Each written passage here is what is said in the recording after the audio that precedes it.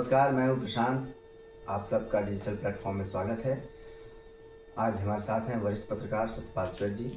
हम जानने की कोशिश करेंगे इस वीडियो चर्चा में कि अभी जो कयास चल रहे हैं, चर्चाएं चल रही हैं, बल्कि उसको शिगुफा कहिए कि खबरें तैर रही हैं हवा में कि नीतीश कुमार पाला बदल सकते हैं मुख्यमंत्री बिहार के। क्योंकि पहले कई बार वो अपने साथी जो घटक है आरजेडी और बीजेपी, इसको बदलते रहे हैं।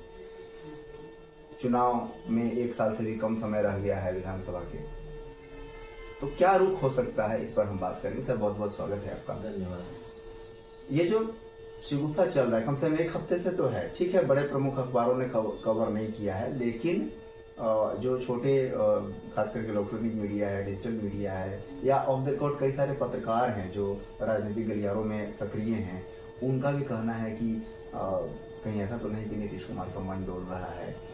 क्या लग रहा है? नीतीश कुमार का मन नहीं डोल रहा है जी। ये जो डिजिटल मीडिया है, जो सोशल मीडिया है, उसका मन डोल रहा है। अच्छा। अपने मन से कयास लगाया जा रहा है। जैसे अभी जो पार्लियामेंट में अंबेडकर को लेकर जो बातें चली और उसको जो भंजाने की बात हुई, तो उसमें कई दलों ने नीतीश कुमार को कहा कि आपको इस पर विचार करना चाहिए, चंद्रबाबू नायडू को इस पर विचार करना चाहिए कि अंबेडकर का भाजपा ने अपमान किया, अमित शाह ने अंबेडकर को बिल्कुल माने भगवान से कमतर आंका और ये गरीबों के मसीहा थे। तो ये जो दलित वोट की राजनीति हो रही है, तो दलित वोट की राजनीति की आड़ में ये सब शगुफा जो है चलाया जा रहा है। नीतीश कुमार, आखिर ये सामान्य समीकरण की बात है कि अभी नीतीश कुमार आखिर क्यों जाना चाहेंगे। हाँ, मतलब उसका एक आधार होना चाहिए। साथ क्या उनको मिलेगा राजद के साथ जाने से, और भाजपा के साथ क्या कष्ट है? भाजपा के साथ जितनी अच्छी स्थिति में अभी हैं, भाजपा में सम्मान की भी कमी नहीं है और पद की भी कमी नहीं है। उनके सांसद मंत्री भी हैं। हाँ। और उनको जरूरत के हिसाब से राशि भी मिल रही है आसानी से प्रदेश चलाने के लिए। जो भी विकास योजनाएं चल रही हैं उसको केंद्र से राशि निर्गत होने में कोई असुविधा नहीं हो रही है। दूसरा, नीतीश कुमार मुख्यमंत्री जब रहते हैं तो भाजपा के साथ रहते हैं तो उनका स्वास्थ्य ज्यादा ठीक रहता है। अच्छा। और जैसे ही वो राजद के साथ जाते हैं तो प्रेशर में आ जाते हैं, दबाव रहता है। ठीक है, एक बात चल रही है कि उनका स्वास्थ्य थोड़ा साथ नहीं दे रहा है, वो बोल नहीं पा रहे हैं किसी भी सभा में उस ढंग से जैसे बोलते आ रहे थे। तो ये एक बात हो सकती है, उसकी औषधि चल रही होगी या जो भी उनका इंटरनल मामला है वो चल रहा होगा, लेकिन कोई उद्विग्नता नहीं है नीतीश कुमार में। लेकिन राजद के साथ जब भी रहते हैं तो वो शांति से नहीं रह पाते हैं। ये मैंने देखा जाता है कि वहां प्रेशर ज्यादा है। दूसरा क्या है कि वहां ट्रांसफर पोस्टिंग में भी हिस्सेदारी है, जो भाजपा में नहीं रहता है वैसा। भाजपा कोटे के केंद्रीय मंत्री ने भारत रत्न देने की बात कह दी नीतीश कुमार ने, और थोड़ा अति उत्साह में बोल गए, वही अंबेडकर पॉलिटिक्स के आड़ में बोल गए कि ऐसा कुछ बोल दें कि मैंने कुछ जो जहां तहां बात है वो बात खत्म हो जाए। मामला अंबेडकर का था तो हुआ कि कहीं हो सकता है नीतीश कुमार दलित वोट की है, चूंकि एक कुनबा दलित का है जो नीतीश कुमार के साथ है। यूं कहें कि मांझी का वोट जीतन मांझी से ज्यादा नीतीश कुमार के साथ है। अच्छा। तो कुछ जो एक पासवान को छोड़ दिया जाए तो उसके अलावे जो भी दलित जाति है वो निश्चित रूप से नीतीश कुमार के साथ है। और ये देखा गया है कई चुनाव में कि मांझी उतना वोट नहीं ट्रांसफर करा पाए जितना नीतीश कुमार ने ट्रांसफर कराया वोट, या एनडीए में वोट ट्रांसफर कराया। और इस बार के उपचुनाव में भी देखा गया कि परिणाम अच्छा रहा और कुछ दखल इनकी मुस्लिम वोटों पर भी अच्छी दखल है।